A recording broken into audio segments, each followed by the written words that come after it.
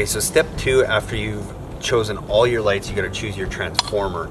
Now your transformer is going to be based on how many lights you have. So to keep this simple, say you've chosen to use 10 uplights on your project, and each one of those uplights takes 5 watts to run. So if you add that up, 10 times 5 is 50 watts, and you always want to size your transformer at least 10 to 20% more than the actual wattage of all of your lights. So if we need 50 watts, I'm going to recommend a 60 watt transformer or higher to make sure that we can power all those lights.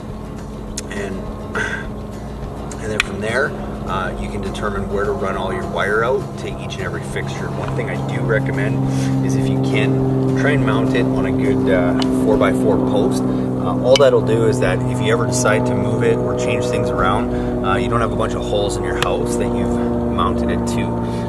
The other thing to consider too is you want to place it somewhere that's going to be close to your GFCI receptacle so that you can plug that in.